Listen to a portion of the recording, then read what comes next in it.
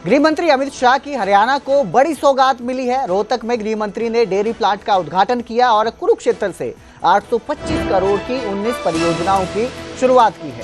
संयंत्र से एनसीआर क्षेत्र में दूध की जरूरतें पूरी होगी।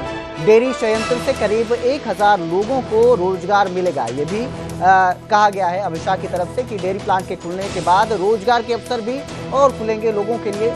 शाह बोले कि सहकारिता मजबूत करने से किसानों को भी लाभ होगा। तो रोहतक में देश के सबसे बड़े डेयरी प्लांट का उद्घाटन किया गया है अमित शाह की तरफ से और कहा गया है कि इस प्लांट के साथ ही रोजगार के अवसर भी बढ़ेंगे।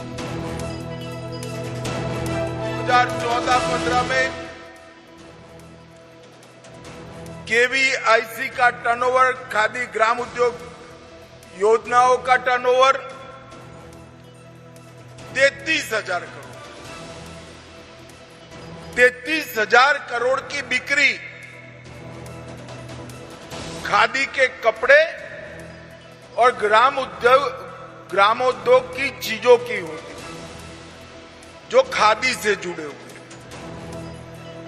और आज उसमें बहुत बड़ी बढ़ोतरी होकर 30,000 करोड़ से 1,70,000 करोड़ तक पहुंच गए। तो वहीं गृह मंत्री अमित शाह ने कुरुक्षेत्र से विपक्ष पर सीधा हमला बोला और कहा कि पहले सिर्फ एक जिले का विकास होता था। अमित शाह ने सैनी सरकार की भी जमकर तारीफ की। उन्होंने कहा कि बीजेपी ने सभी जिलों में संतुलित विकास किया है। हरियाणा में अब सबको समान विकास का लाभ मिलेगा। तो विपक्ष पर हमला किया उन्होंने कहा विपक्ष पर कि पहले सिर्फ एक जिले का ही विकास होता था, लेकिन अब बीजेपी सरकार जो है वो सभी जिलों का समान विकास कर रही है। सभी जिलों को समान विकास का लाभ मिल रहा है। तो डायरेक्ट सीधा हमला विपक्ष पर किया गृह मंत्री अमित शाह ने कुरुक्षेत्र से। हरियाणा में भारतीय जनता पार्टी की सरकारों ने, पहले मनोहर लाल खट्टर जी ने और अब नायब सिंह सैनी ने हरियाणा के विकास में कोई कसर नहीं।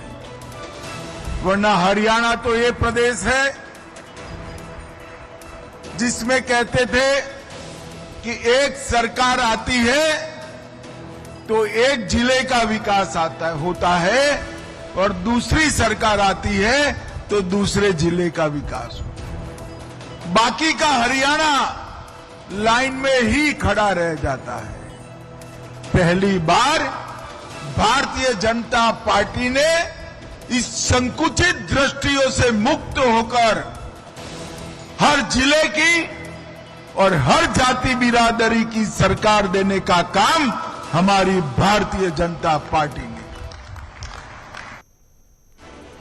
नए कानूनों की प्रदर्शनी देखने के बाद गृह मंत्री ने कहा कि 1947 में आजादी मिली, लेकिन ब्रिटिश कानूनों से मुक्ति नहीं मिली। इन नए कानूनों से 2026 के बाद एफआईआर दर्ज होने के बाद 3 साल के भीतर केस का पूरी तरह से निपटारा हो जाएगा। हमारी जनता के मन में एक छवि बनी है कि थाने में जाएंगे तो कई सालों तक न्याय नहीं मिलने वाला है। मगर मैं विश्वास से कहता हूं कि 2026 के बाद जो भी एफआईआर रजिस्टर्ड होगी उसका एवरेज 3 साल में पूरा निपटान समाप्त हो जाएगा और न्याय सुनिश्चित हो जाएगा। पहले जो कानून थे वो अंग्रेजों ने बनाए थे और कानून बनाने का उद्देश्य उनकी शासन व्यवस्था को बरकरार, कानून बनाने का उद्देश्य भारत की जनता के कल्याण का नहीं था। 15 अगस्त 2047 से हमें आजादी तो मिल गई, मगर 1860 में ब्रिटिशर द्वारा ब्रिटिश पार्लियामेंट में बनाए हुए कानूनों से मुक्ति नहीं मिली। 1/7/2024 से ये तीनों अंग्रेजों ने बनाए हुए कानून समाप्त कर भारतीय न्याय संहिता के युग का उदय किया गया है।